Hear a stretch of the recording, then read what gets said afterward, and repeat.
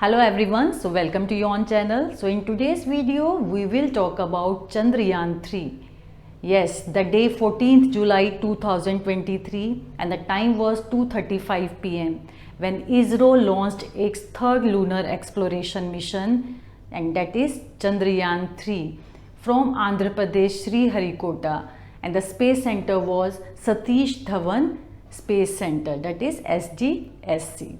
And I'm sure that those who have witnessed that live, they will agree that that was the really thrilling and emotional experience for all the Indians. And why we are feeling so proud? Because on the completion of this mission, India will become the fourth country in the world to accomplish this safe moon landing. And the other three countries which have already done the soft landing, these are America, Russia and China. So these three countries have already done the soft landing. Soft landing means simply the safe landing means after landing when the spacecraft remains safe, that is called the soft landing. So these three countries has already done.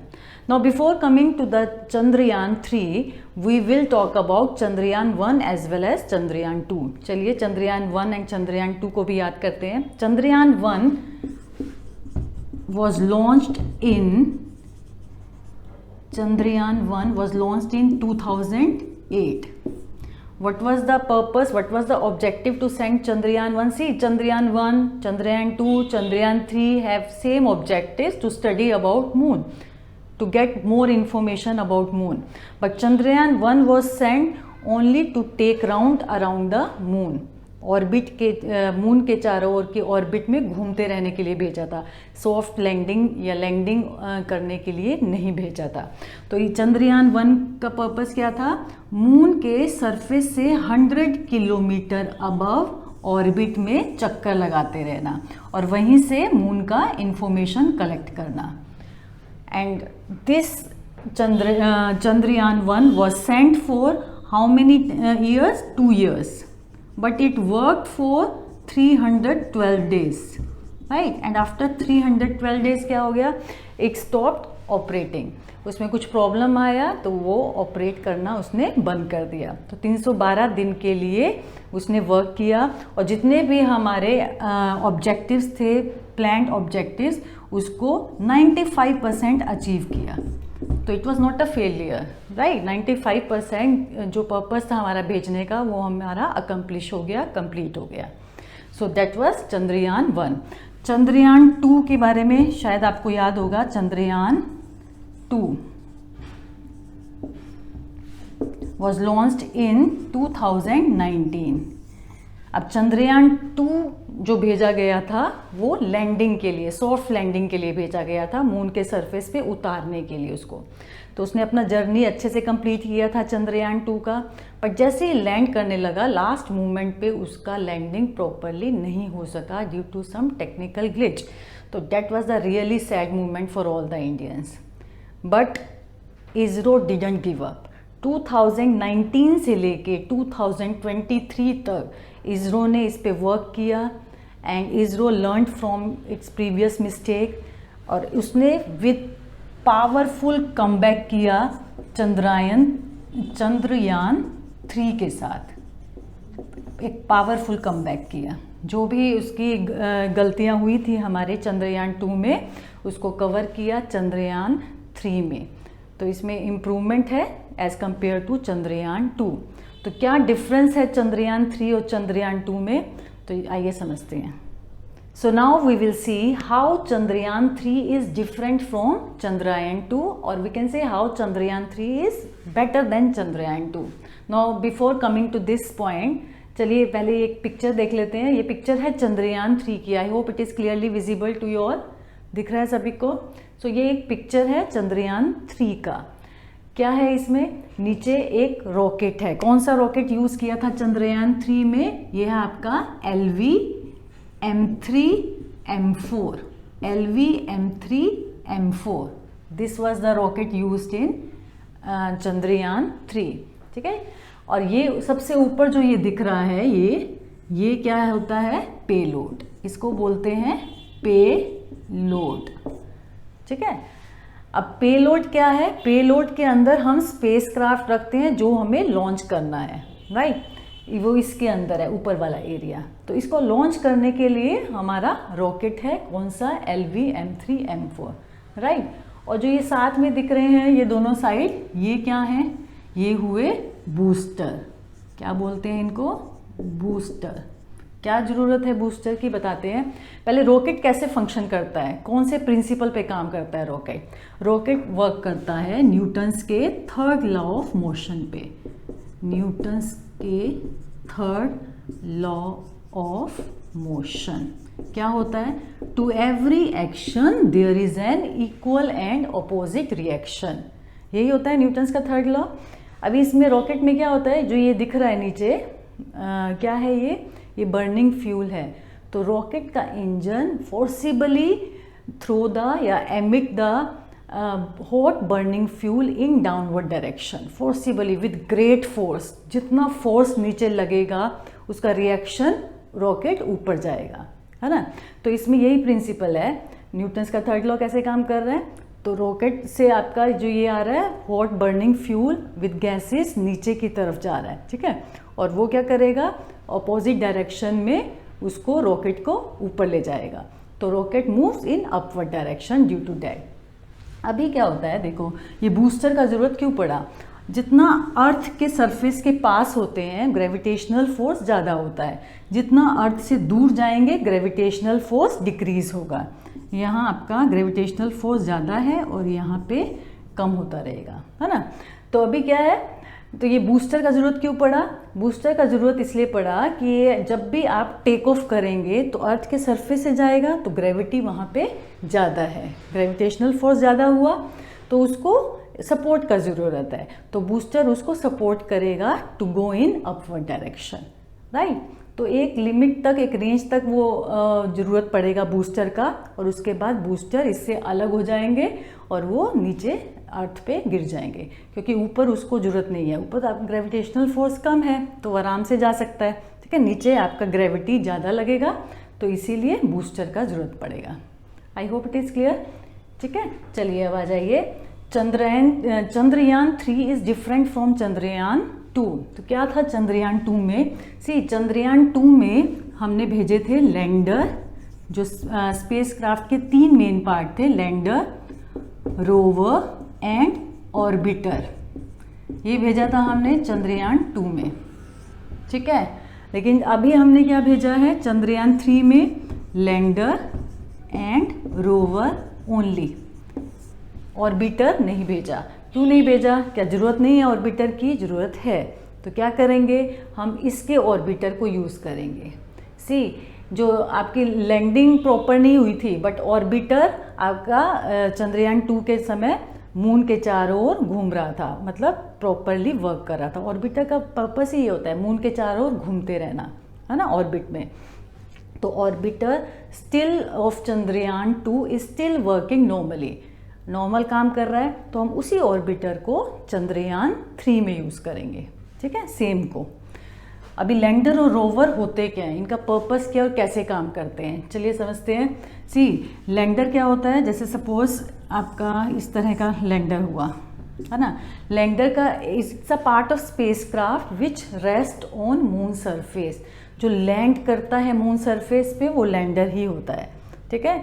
तो ये lander land करेगा, lander के अंदर से rover बाहर आएगा, और rover क्या है, रोवर इस तरह का होता है जिसके नीचे व्हील्स लगे होते हैं। अब व्हील्स हैं तो घूमेगा, तो इसका पर्पस ही रोवर का मतलब है to move around the surface of moon, चारों तरफ घूमेगा, तभी डेटा कलेक्ट करेगा, तभी एनालाइज करेगा उसका सॉइल और अदर चीज़ें, ठीक है। तो रोवर का फंक्शन है डेटा कलेक्ट करना मून के सरफेस में घूम के, फाइन।